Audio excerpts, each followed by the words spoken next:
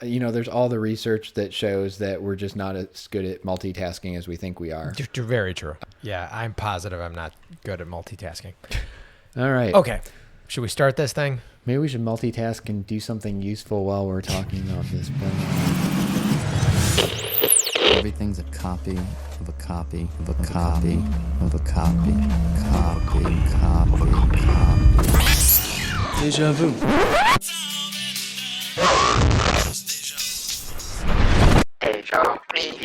Hello, everyone, and welcome to the Deja Reviewed podcast, where we talk about the original versions of TV shows and movies that were later rebooted.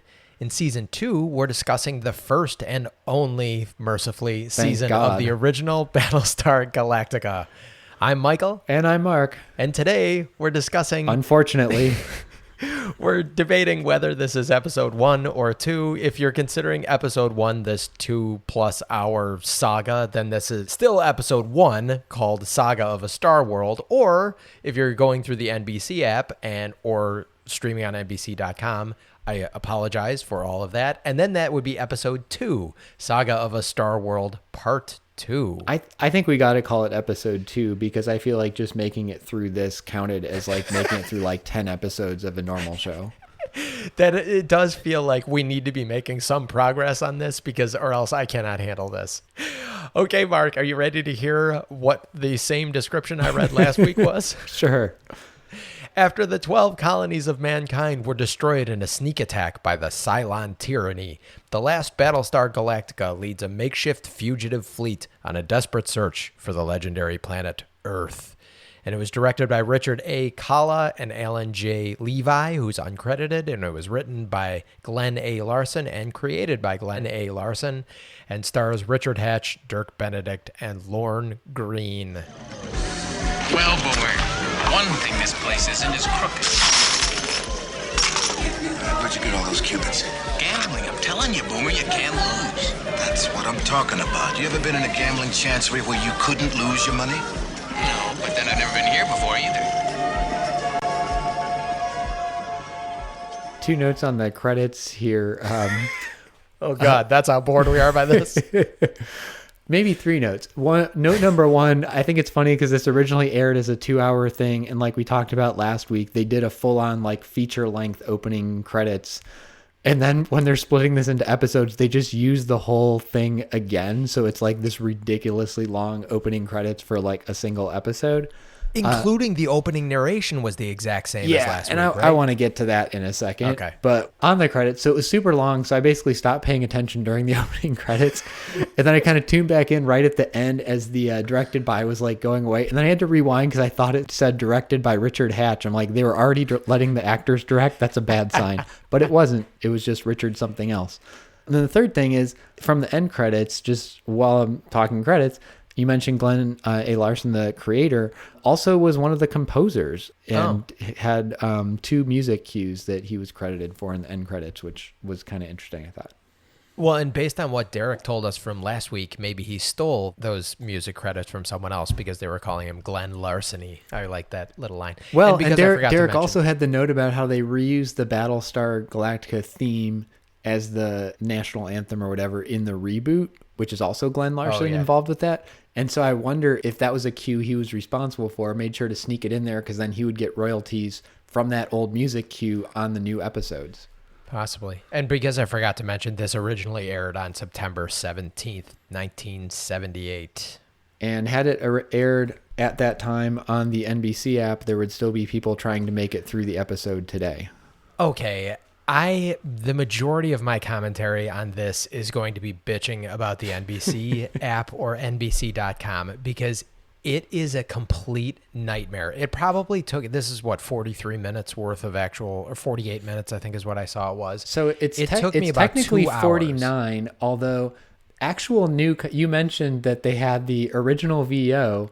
So that starts with previously on Battlestar with the stuff from last episode. Then the super long opening credits. Then they repeat the entire original VO over random space effects shots. So I looked, we're actually 4 minutes and 11 seconds, or about 10% of the way into the episode where we actually started getting any new content. And then at least when I was watching on the NBC app, you got nailed. It was like 5 lines of dialogue and then it went to a commercial.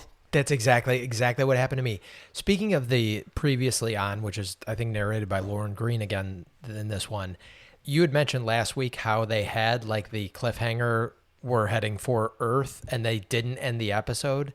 At least they learned in the teaser from last episode or in the recap from last episode that they ended on that line. So I feel like they at least corrected that. Yeah, the previously on was actually cut together pretty well. I thought it was a good summary of what happened and actually was a lot more cohesive than the original episode itself. I have in my notes here, no joke, I had a commercial within 1 minute of the scene after the opening narration. Not only that, on NBC.com, the ads were even stuttering. I feel like on YouTube, even if you have a bad connection on YouTube, when the ads come on, they play crystal clear and all the way through. NBC is an abomination of this. And it's crazy because you could tell that NBC had this app or their own streaming service planned for a long time, because when they started pulling Parks and Rec off of Netflix and The Office and all that stuff, you knew that it was coming.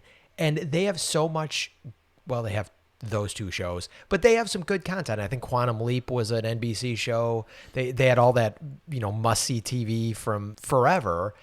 They have good content, but there's no way to watch it without being infuriated. So shame on you, NBC. No, I'll be honest. My wife and I were talking about catching up on Parks and Rec at some point. That was one we had started, didn't get too far into, and then just never ended up watching. But we know a lot of people who were like, oh, we should go back and actually give that another shot and watch through it. You have to kind of force your way through the first season. If it is only on the NBC app, we are not going to do it. Like, it's just not worth it to me. You shouldn't. Yeah, you mentioned the commercial stuttering. Fun little note. And look, we're talking about other stuff besides the episode because I think it's going to be pretty clear we're not big fans or have a whole lot about this episode to talk about. So we'll bitch about the NBC app and share hopefully other useful, interesting things. I was on a tour. This was, I don't know, probably 15, 20 years back. So I don't know if they still do this, but I was at a conference in Atlanta and we toured the CNN building, or the building where CNN and the other Turner stations were all based out of at that point. And they had, we walked by these, they had people whose job was to sit and basically watch each of these channels coming back. Because what they do is they have their feed and they like broadcast it up to a satellite or whatever. And then all the various affiliates and everything get it down from the satellite and rebroadcast it, or it goes on their cable channel or whatever. And so what these people's job was they were sitting there watching after it had gone up to the satellite, and they just like downloaded it right back or whatever, received it right back, whatever the appropriate thing would be. And they watched it to make sure, not about the show, but that every commercial played fully correctly, because if it glitched out or there was an error during a commercial, they owed that company a make good. So they would have to like air the commercial again for free or something. So they had people paid to sit there and just watch each channel and make sure all of the commercials played perfectly when they were coming back down from the satellite. So if some company complained, they could verify it was not us. It was on the satellite correctly. It came back and we played it. That job would be more interesting than watching these first two episodes of Battlestar Galactica. That was a job that a couple of people I was with on the tour, like, you went through these sort of phases in a matter of like 5 seconds. You're like, that would be so cool. They're being paid to watch TV. Except all they can do is sit there and watch that channel, and they can't change the channel, and they have to watch everything that's on it and focus on the commercials. Actually, that job sounds terrible. Yes. But is it better worse than this? Than this. So you mentioned Glenn Larceny in the opening theme.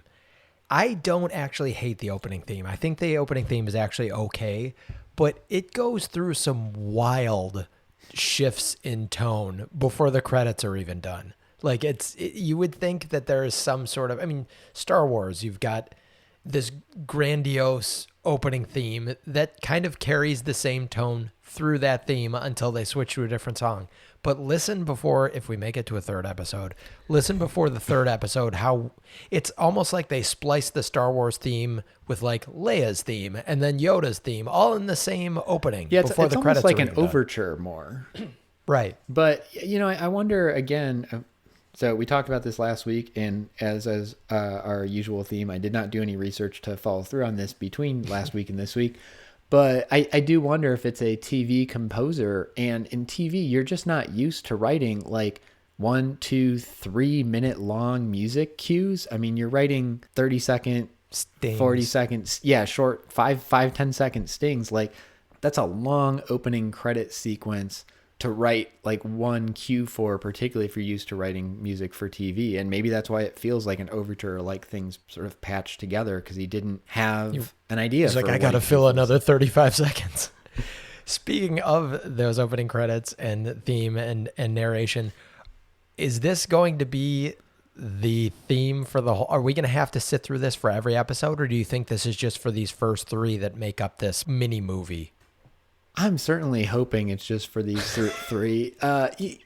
We can make it just for these 3 if we want to, Mark. We have the power to control that. Yeah, I would like to at least make it to, just for some sense of completion, I'd like to make it to at least one episode past this opening like movie and see how did they do it when they were actually shooting like an episode instead of a 2-hour epic. I was thinking the exact same thing, to like get a sense of what the show actually is. Yeah, so maybe we'll make it to 5 or 6 episodes and then call. What was my over under? I said in our promo, maybe 7. I don't remember. I think I'm leaning towards the under at this point. Yes, but I have to think it's because of this, because it was originally done for a 2-hour, and then when they split it up, they didn't necessarily have a separate opening recorder or. No, they definitely didn't. Yeah. Should we, I guess, talk a little bit about the episode? Yeah, there were a couple things that sort of struck me that were a little bit more relevant in 2020 that I thought were interesting. Okay. The first one that I kind of noticed was that there were more people of color in Battlestar Galactica already than there was, I think, in all of Star Wars. Yeah. So there was, because Colonel Ty is, I should probably look up the actor. And Boomer as well. Exactly. Boomer and Colonel Ty. And Colonel Ty is played by Terry Carter, and Boomer is played by Herbert Jefferson Jr. Okay. So good on them, I guess, for that.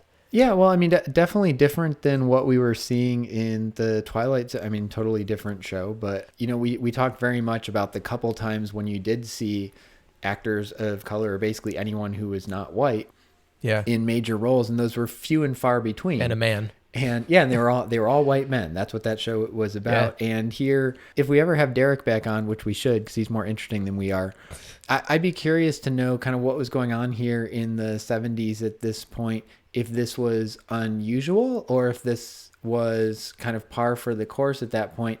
What I thought was interesting, and seems to me like maybe this could have been kind of where networks were at this point, was they were making a bit of a point to have some diversity in front of the camera. And it wasn't just extras. Like, they have some recurring significant characters, but it's not any of the leads. It's like all the leads are the white men, and then we're going to build out a more diverse secondary set of characters, which did include, you know, major characters like Colonel Ty and like Boomer, but it's not Apollo, it's not Commander Adama, it's not Starbuck.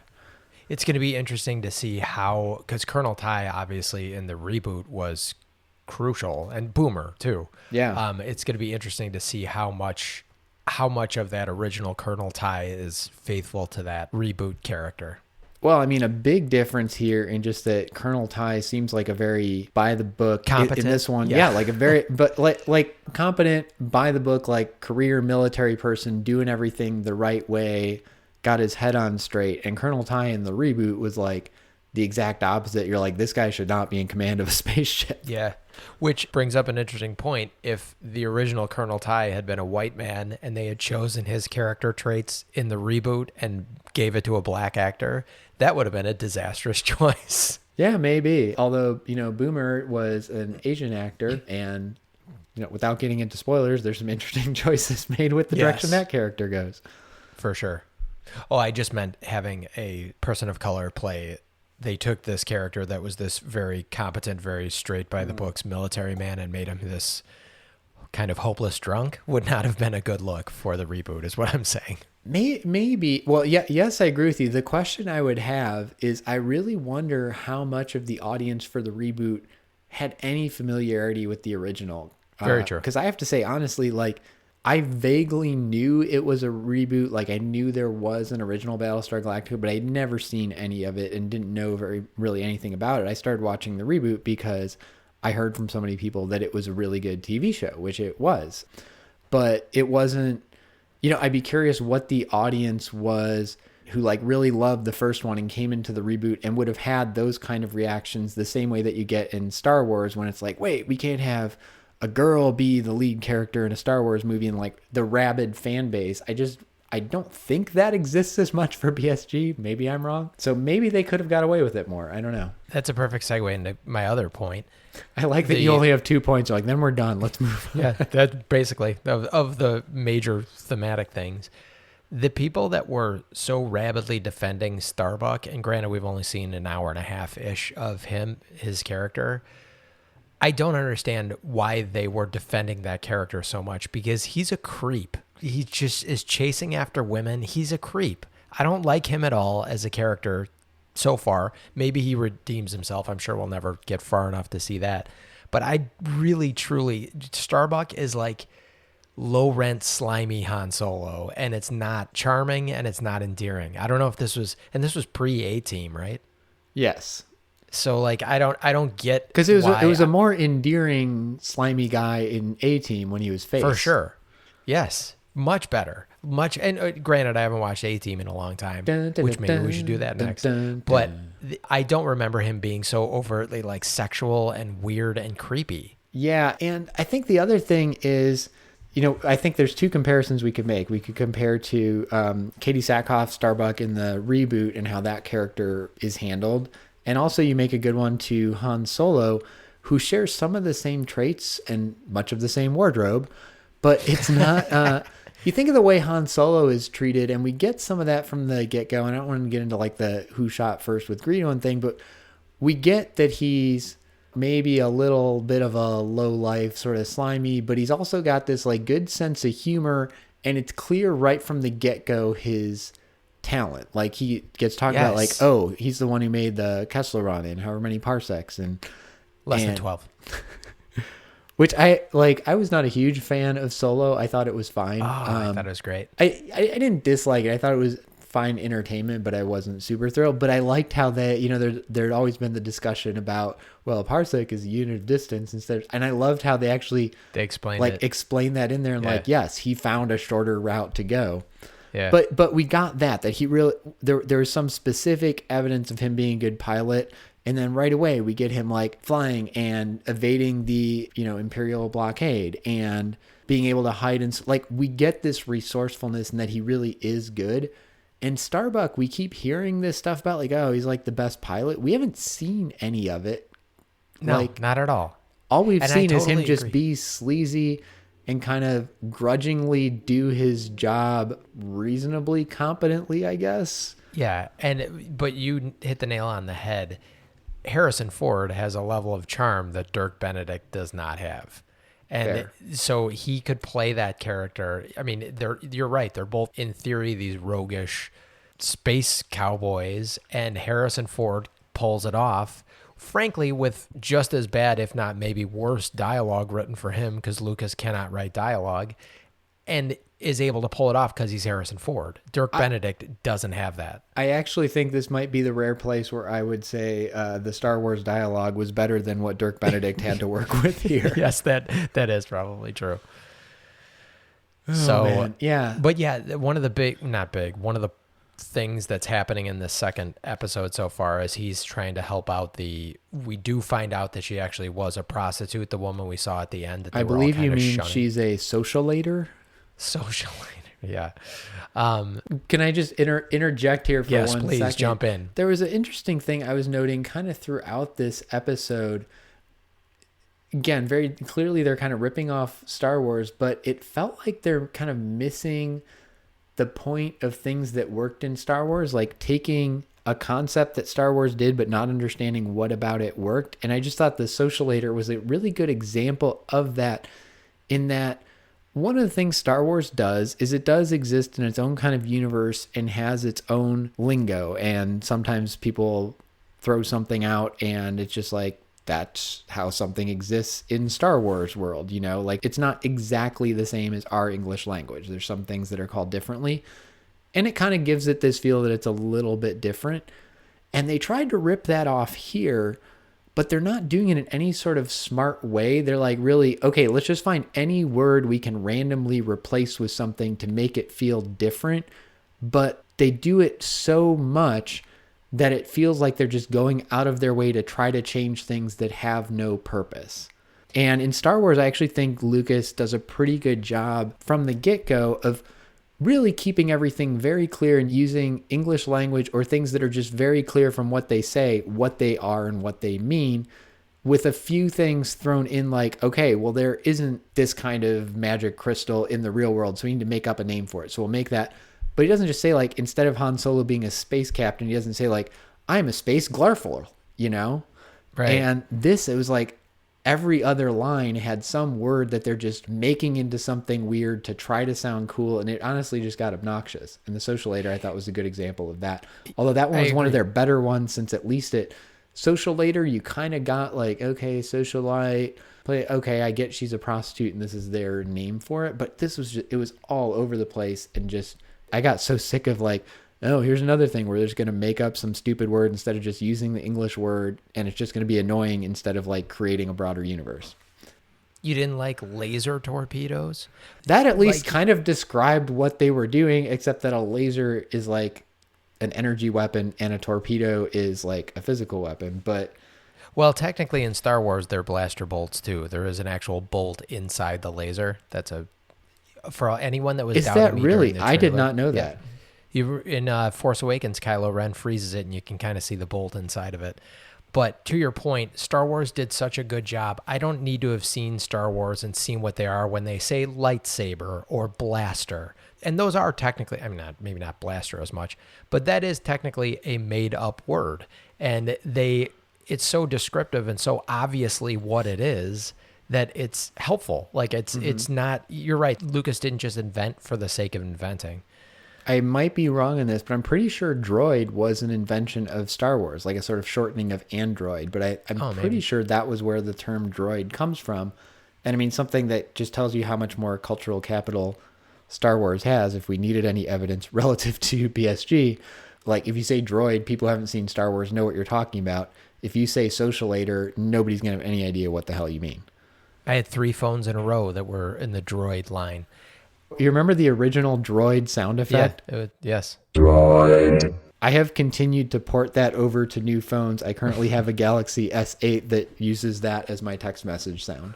Speaking of ripping off Star Wars and not quite getting it right, how about basically the Mos Eisley Cantina that was in this episode, where it was these singers whose faces were extraordinarily hard for me to look at because they were like, it just looked like a duplicate film over their faces, and it was super hard to look at. And it was like if you took the Mos Eisley Cantina scene and it was a SNL sketch, it was basically like when Bill Murray is the lounge singer at the Mos Eisley Cantina, because it looked like a Vegas ballroom, but there were these aliens on stage, and it was so clearly trying to harken back to what they did in Star Wars, and it was absolutely terrible because there were no other aliens as far as I could tell except for the singers on stage. Right. And I get that they have a limited budget, but then don't do things like that. Yeah, I'm right there with you. Those singers' faces were hard. I wrote a note like, these double faces freak me out. I have to say, as a sound person, something that I thought was kind of cool that they did with it. So all the faces, if you haven't watched this, which by all means don't watch it, they had like a central face and then like an extra kind of set of eyes on the side and an extra mouth below. So it was kind of like you split a face into like 3 parts and then like put those extra parts on the outside of a regular face, which maybe for makeup purposes how they did it, I'm not sure. But this something I did think was kind of cool at the very end of one of the songs. So it's these singers and they're singing out of their top mouth, probably because the bottom one is just makeup most of the time. And they're singing in sort of traditional female soprano range. But then at the end of the song, the bottom mouth opens and it's like this bass voice. And I actually kind of dug it. Like it's like a speaker where you have like the tweeter for the high sounds and the woofer for the low sounds. And I'm like, if you actually had singers with like 2 mouths in different frequency ranges, you could do some really cool harmonic stuff. So I thought that was a cool idea, that it wasn't just 2 mouths, but they actually sung different pitches. I was having such a hard time with the NBC.com site that I actually don't even understand what happened, if anything, in this episode, because I legitimately watched the beginning scene, or close to the beginning scene, when Apollo is talking to that kid about being a pilot.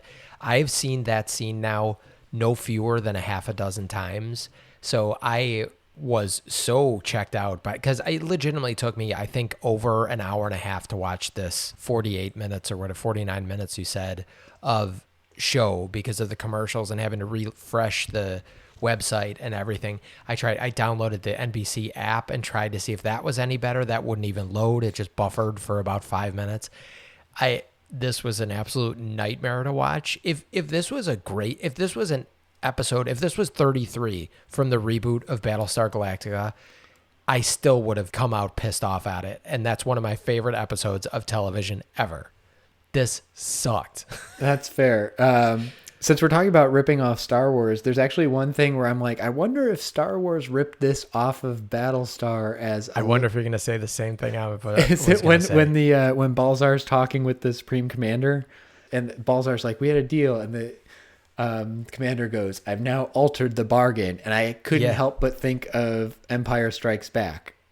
Okay, mine's a little bit related to that, because I thought the head of the Cylons was basically Palpatine. His voice that's the sense is I very have, Palpatine-esque, but you're right, this is before Empire Strikes Back, so I wonder if that was a little bit cribbed. And certainly it's before Return of the Jedi, which production design-wise, Palpatine feels very similar to here, where he's like up on this kind of spinny chair on top of a pedestal. Yeah. So, look, if I was Star Wars, I'd be like, fine, if you're going to copy me, I'll take anything good you have and take it back. And we found one line and one piece of production design that was good in this entire series, and we'll steal those. There were a couple good lines in that scene when he says, Balzar's like, how can you change one side of a bargain? And the guy, I'm just going to say the Emperor, because I forget what his actual, it's like Imperious Commander or something. How do you change one side of a bargain? When there is no other side. Yeah.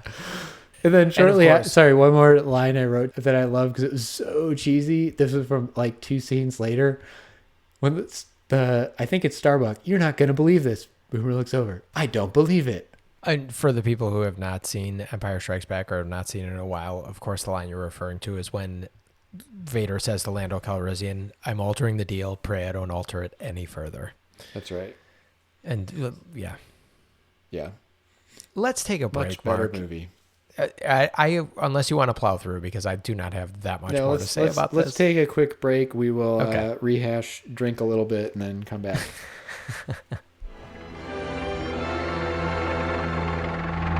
Boomer, you're not gonna believe this.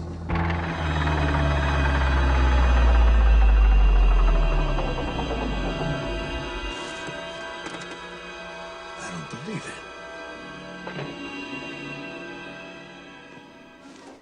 Okay, we are back.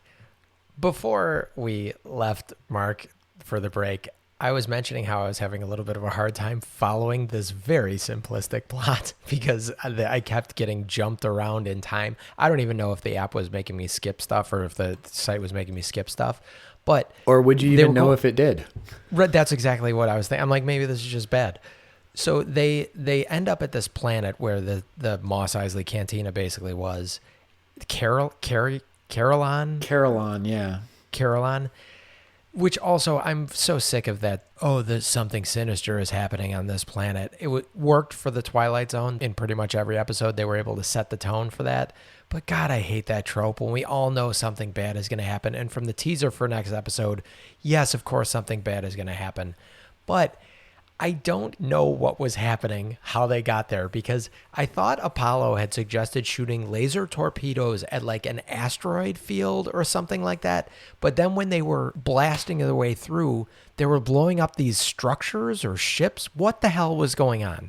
Okay, so I also have some questions about what's going on with the story, but that particular question I can answer. What was happening is they're trying to get to Carillon, and let's put a pin in that, because I want to come back to it, because I wrote a note like, wait, I thought they were headed to Earth. What the hell is Carillon? Yeah, this is nonsense. So they're trying to get there because they need to get supplies there. They think they can get fuel and whatever. And they were going this super circuitous route to get there, and they weren't sure they were going to make it because they're short on food and water and everything. And so what Apollo proposes is there's this shortcut they can take through... In less than 12 parsecs. through a nova, he says, and then they're like, it's not really a nova, it's like several stars close together or something. And they said there's no Cylons there. The Cylons aren't there because they've mined it. So they've basically left a minefield in this area, and so they don't have to patrol it because nobody can get through there. So then the fighters go in with their laser torpedoes, and I know we're an audio podcast, but I'm making air quotes here because laser torpedoes makes no sense. I'll stand by that. And blow up the mines so that they can get through this shortcut and get to Carolon that way. So that's, I'm not saying any of that makes sense, but that is what was happening. A minefield. There. Okay. It was a minefield. And then the other thing was it's like so bright in the nova that they can't see, and their scanners and stuff are not working. So they were basically being guided by the ship telling them like where to shoot and where to blow stuff up, which sounds like it could be suspenseful and was executed in a completely non-suspenseful way, but that's what was happening there. So they clear the mines, the whole fleet makes it through, and they get to Carolon. Can I just also, to piggyback on that point, say that it was super weird when Apollo suggests this idea at the council meeting, and they're like, okay, great. And he gets up and leaves, and they all applaud at the end of the meeting.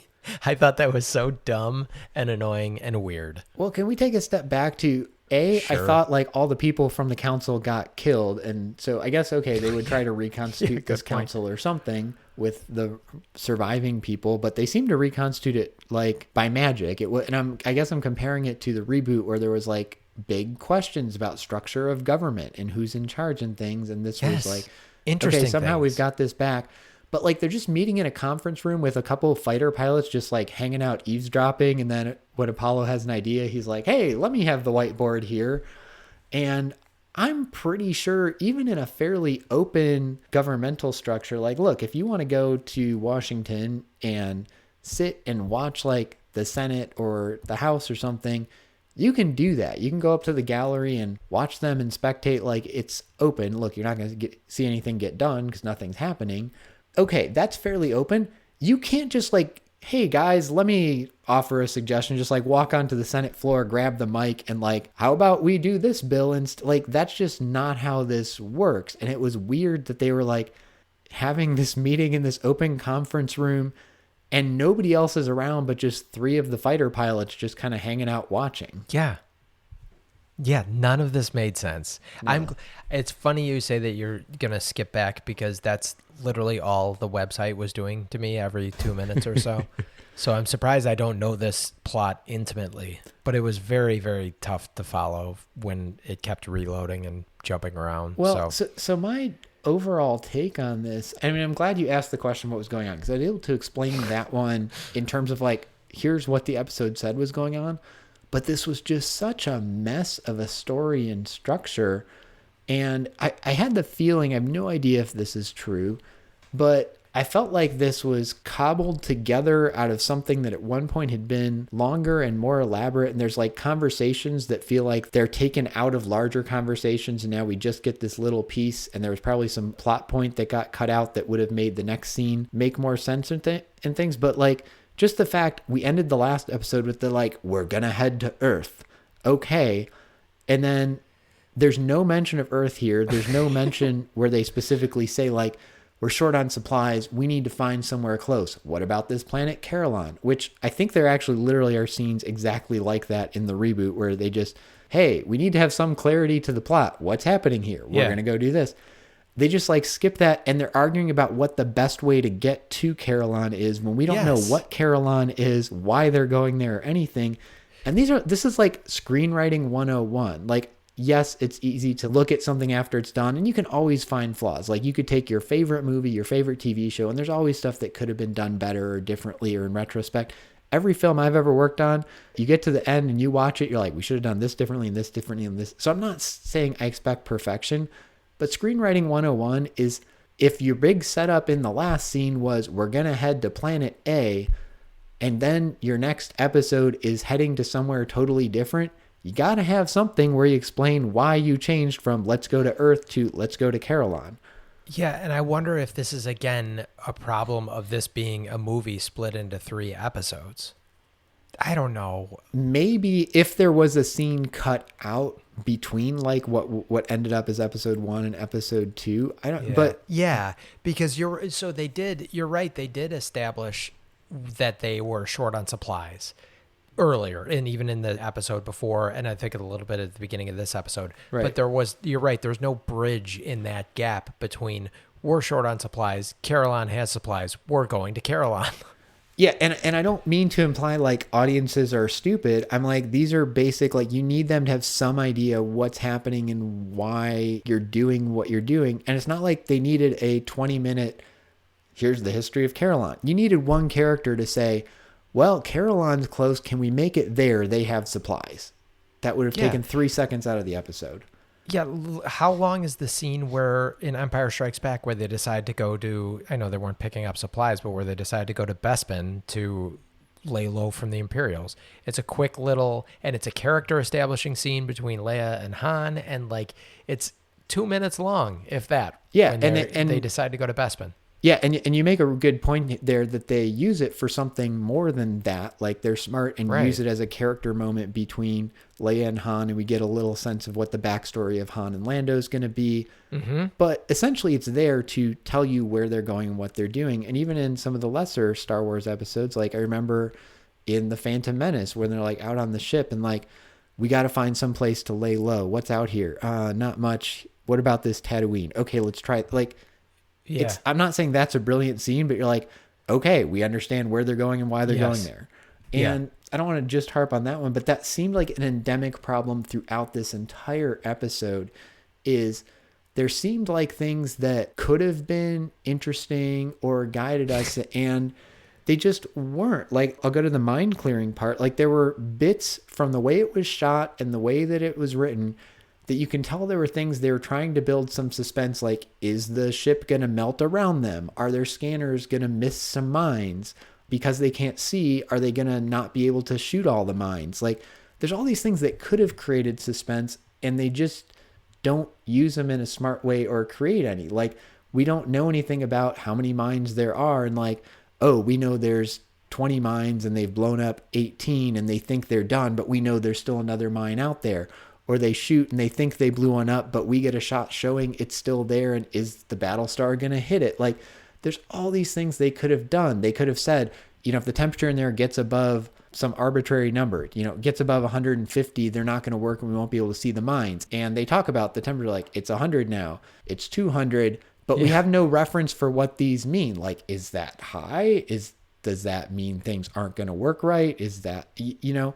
There's no. It's funny that there's no context given, and it's just so frustrating because there were segments in this that had the potential to, if not make the whole show good, to at least like raise some stakes and raise some suspense in individual scenes and get us invested.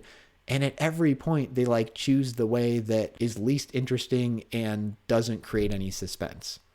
It's funny you say that because there's a line, I think it was Adama, that says at one point, he's like, it's almost like the whole fleet has forgotten that we're running from the Cylons. I'm like, yeah, it is almost like that.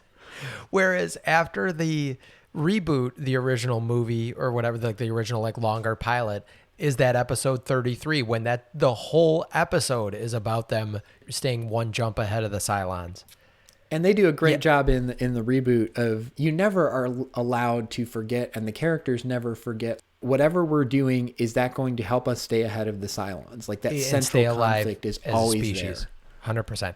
I will give this episode one moment of credit that they did finally explain what the Cylons are and that they are robots, that they were, and I don't know if this is what the case was in the reboot, because, no, actually I do know what the case was in the reboot, because big shift for the reboot, because in this, and this is the way less interesting choice, this ancient species of reptiles created the machines, and then they started calling the machines Cylons.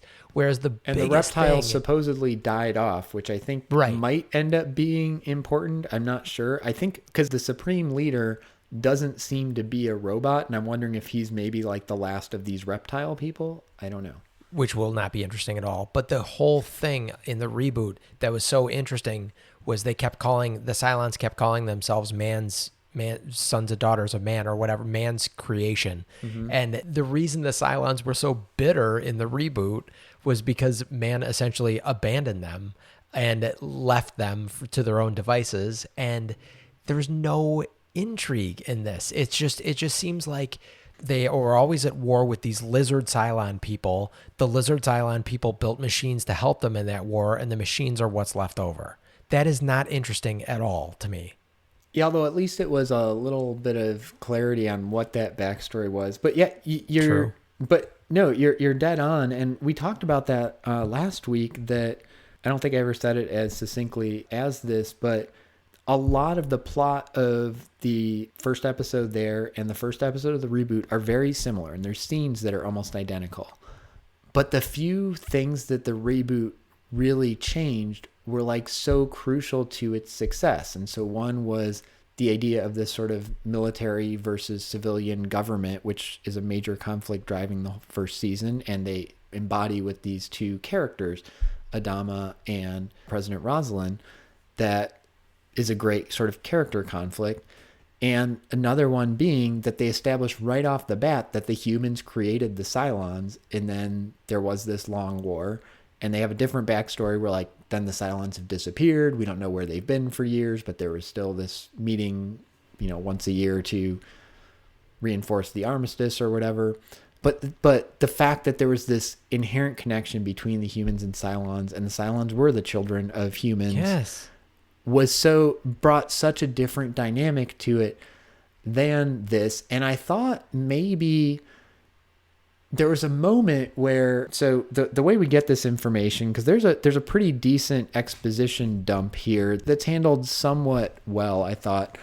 Again, Mike, you're totally right that the actual answer is not very interesting and not as good as it could have been, but they handle it reasonably well in terms of just how they do it, because they're driving, so it's in the middle of another scene. They're looking for, I don't know, some made up name for some mineral resource they need.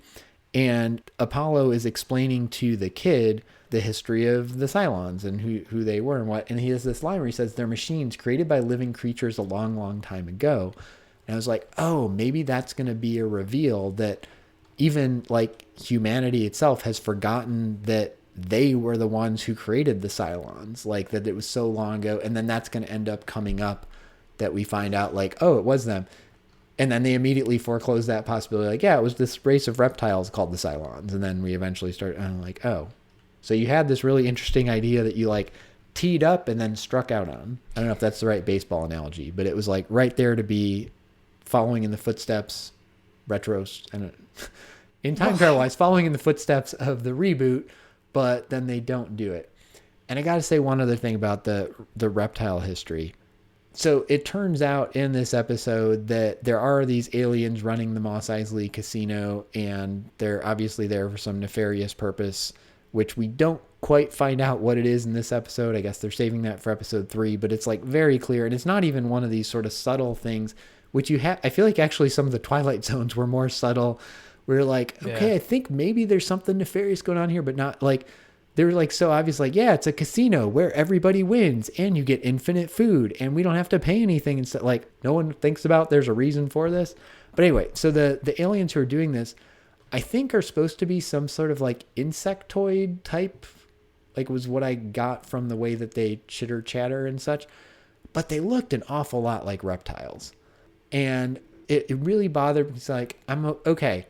If in the episode where you just had this character go to the trouble of explaining that the Cylons were created by these reptile aliens, and then 2 scenes later, you're going to, for the first time, have us see other aliens, don't have them look anything like reptiles, because you're now confusing, like, wait, are these going to be the Cylons?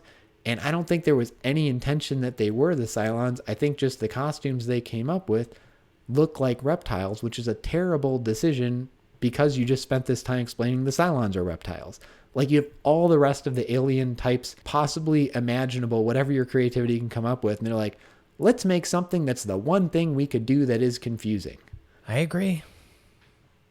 Mark, I feel like we're getting late into this episode, and I feel like we should start wrapping this.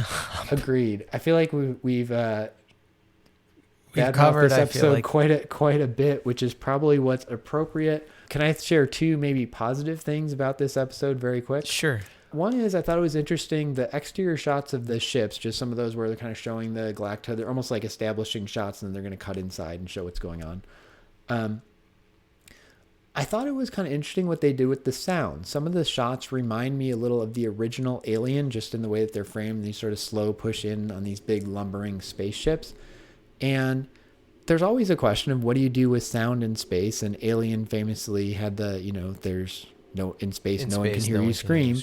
And Star Wars, has the TIE fighter, and all their ships make sound, and that's cool.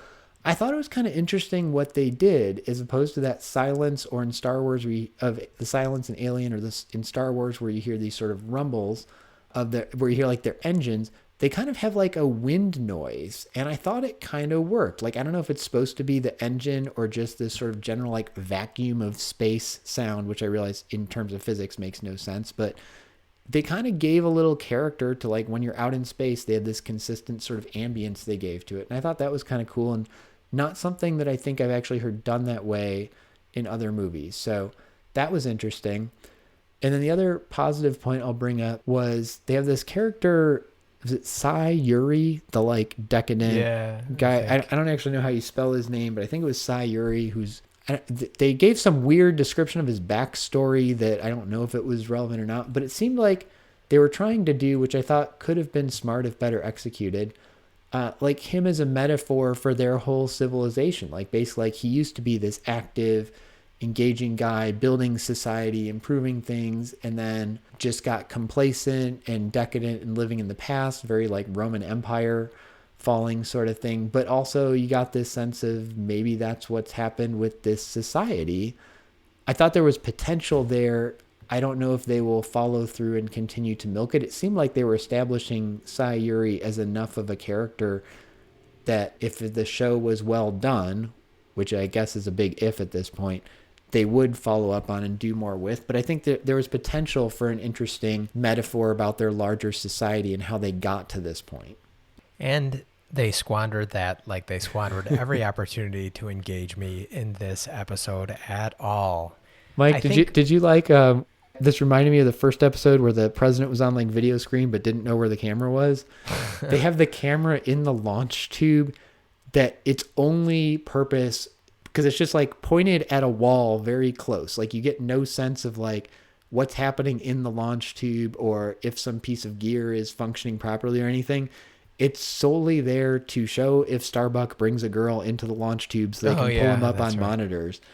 And it just reminded me of, this is another one of those things where like they clearly don't understand like what a camera would be on Galactica 4. They're like, I guess there's just cameras everywhere and she'll randomly guess the right one. I don't know. I was laughing when she pulled that up, because it's clearly just, it's a camera shot you would do if you were shooting a shot of him making out with the girl, and they're like, hey, let's just pretend that was on a surveillance camera. Yeah. All right, Mark. So I think we've already talked to how this relates to New Battlestar Galactica. Yes, we have. And I think we've already talked about how much this is ripped off Star Wars, Star Trek, or other better sci-fi. I think we've talked plenty about that. So let's just get to rating this episode out of 5 stars. What did we rate the last one? A 3? I think 3, because we didn't know what was going to happen from here.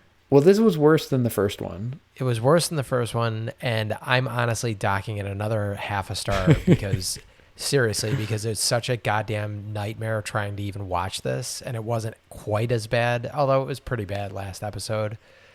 I'm giving it a 1.5. I think that's fair. I was debating whether to go full 1, but I can still see further depths that this can sink to, so I think we need to leave room for it to get worse. Okay. So 1.5. 1.5. So Mark, I don't know. You also don't even know if guessing along with next week with them having teasers for next week makes any sense for this season. Yeah, and it's also more of this original 2-hour thing. I think they're going to find out the bug people or whatever. We're going to try to fatten them up and eat them, and they're going to have to escape the bug people. Okay, you think so? Yes, that's for sure. They're going to have to escape this thing or die. And I think, though, instead of fattening them up, I think that they're going to enslave. Okay. and use them as slaves. So we shall maybe see. Or if episode 3 takes a turn from the previous episode the same way that this one took a turn from 1, it'll come back and Battlestar will have somehow enslaved the bug people without explaining what happened. And they'll just be like, now we have to transport these bug people to planet Gooba. But there's some, but then With they no stop on explanation Earth. of how that happened.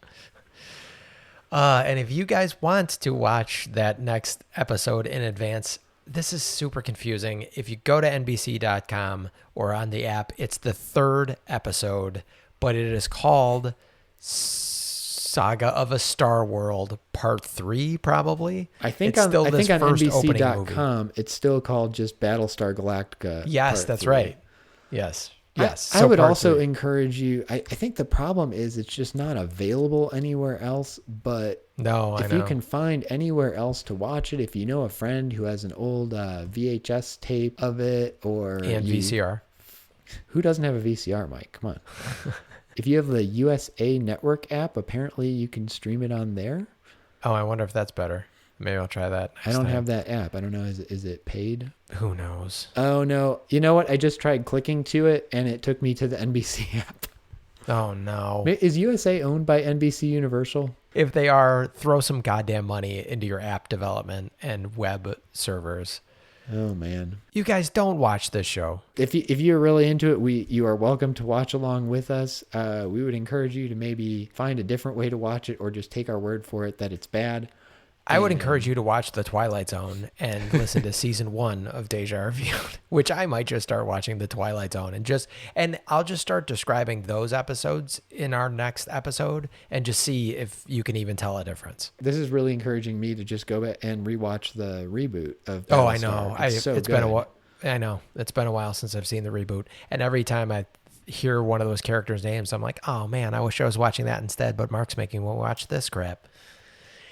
Anyhow, thank you all for listening. This was Deja Reviewed. If you do want to watch them along with us, again, it's at the NBC app or NBC.com. You can watch the full episodes for free. Is it really free, though? At what cost? If you're enjoying Deja Reviewed, please leave us a rating and a comment wherever you're listening to us. And if you're enjoying the podcast, you can subscribe. You can go to dejareviewed.com where you can find all of our social media. You can leave us a voicemail, shoot us a text message, and we hope to see you again next time. Oh,